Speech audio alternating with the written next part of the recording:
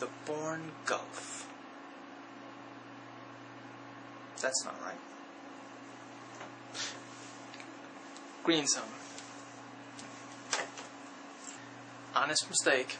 Seriously, my immediate response to the trailer was, oh, another Bourne film. And that's not because it's Paul Greengrass and Matt Damon, or even the fact that they went ahead and put from the director of The Bourne Ultimatum and The Bourne Supremacy. I think it was in that order. I'm not entirely sure why did people like Ultimatum more than Supremacy.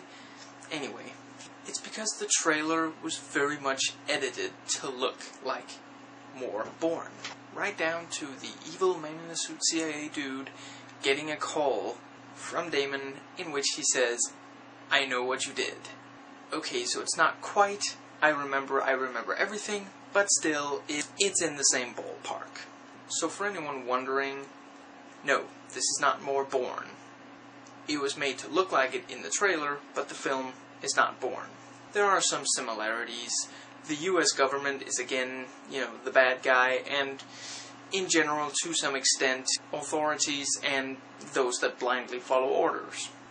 Damon is playing about the same type, wanting to find the truth, and fairly driven, not quite Jason Bourne driven. Another similarity is that this also uses the handheld camera. Now, I know that some people don't really like that, and if you don't, this is not a movie for you. This won't make you like it anymore. I personally didn't get a headache, though near the end I got kind of confused as to what exactly was going on, who was where, who was doing what to whom. Similar to how difficult I found it to follow the conclusion of The Bourne Supremacy.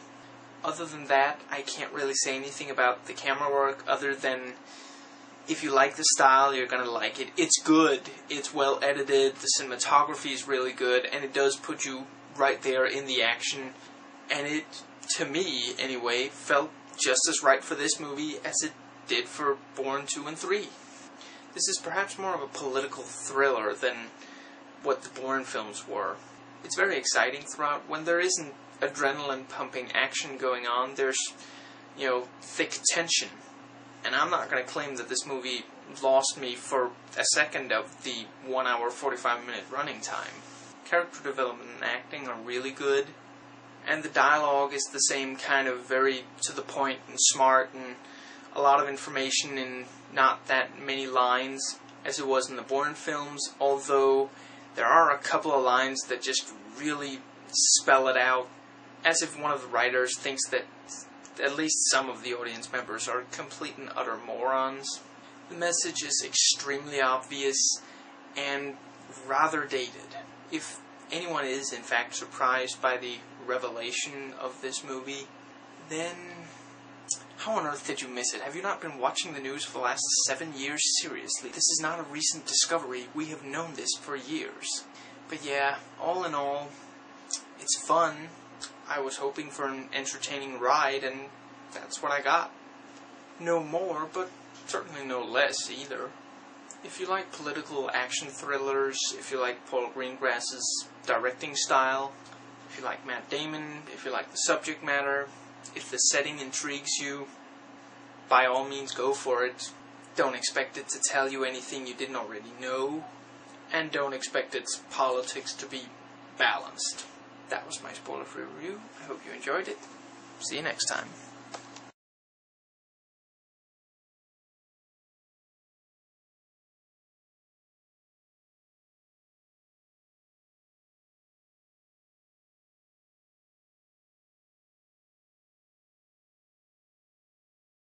Chief Warrant Officer Roy Miller is done following orders. Except for the ones he gets from Marty. So, when did you get that bloody nose? I think the more pressing question is, when did you get X-ray vision? Had you even seen me from the front before this conversation? How can you even tell? There's barely any blood. I get why he didn't actually talk to the first prisoner that he got into the cell of, but is it just me, or was it kind of a short, awkward silence? Honestly, I was half expecting Freddy to go like, so, how about weather, eh? Just to say something, for all the times there were interpreters in scenes, the characters that had to be able to speak English had no trouble speaking English when it really mattered.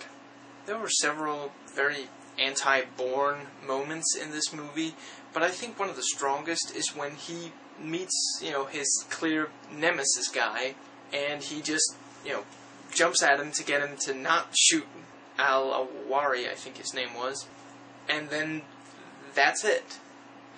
I was actually expecting the guy to shoot Damon before trying to shoot Al-Awari. Am I the only one who thought it looked really stupid in the trailer when, the nemesis guy just, knocks him over? I mean, it might have been because it seemed like such a minor push, like, the playground, kind of thing. I mean, I was thinking, okay, are we really supposed to take that as, like, some big, strong offense? Wow, the frailty of the male ego. But at least it was a little bit more than that in the film. He even got a bloody nose, just asked the reporter, who could somehow tell, even though it wasn't particularly visually obvious. Well, she is a reporter, she can probably smell blood. I suppose it helps the film, dramatically and all, that the guy is dying in his cell, but why would they let him nearly die if they want information out of him? That doesn't make a lot of sense. I mean, from a purely cynical, pragmatic standpoint, why would you let an informant die? He's not going to give you many answers once he's dead. Am I the only one who expected the he was in the Republican Guard Freddy thing to pay off or something, for, like, Freddy to respond? No, what he just told me proves that he's, innocent. I don't know, some indictment of Guantanamo Bay would have made the film a bit more relevant. I think it would have been good if we knew more clearly what Freddy had of reasons for shooting Al-Awari. I mean, I'm not gonna go claiming the guy was innocent, because the film didn't make him out to be innocent.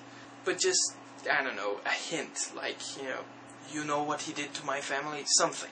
Is it just me, or did Freddy not start limping until he had to run somewhere? And then they said, oh, the limping guy, as if he had constantly been doing that. I honestly didn't notice it until then. And from there on out, he was pretty much limping every time you saw him. As nice and as satisfying as it at least potentially was that Roy got to write an article in which he revealed that there were no WMDs, the intel was false, all of that, the guy had no proof. I mean, the proof died with Al-Awari. I mean, was he wearing a wire that we didn't know about? All there is this one soldier who can give his word that what he wrote is true. He sent the story to every major news source. That fucking asshole. There goes my exclusive. There goes my Pulitzer. There goes my credibility, since I wrote all these stories where I claimed there was good intel. For anyone out there who has this feeling that the trailer gave them a really strong impression that this was going to be, like, pure Bourne and he was going to go completely rogue and all that, part of it was that the trailer was very carefully edited to make it look like Matt Damon was firing the RPG at the helicopter, and then showing him fighting back from captivity and running around with the AK. Stuff that happened in the last portion of the film. Anyway, that's it for this video. Hope you enjoyed it.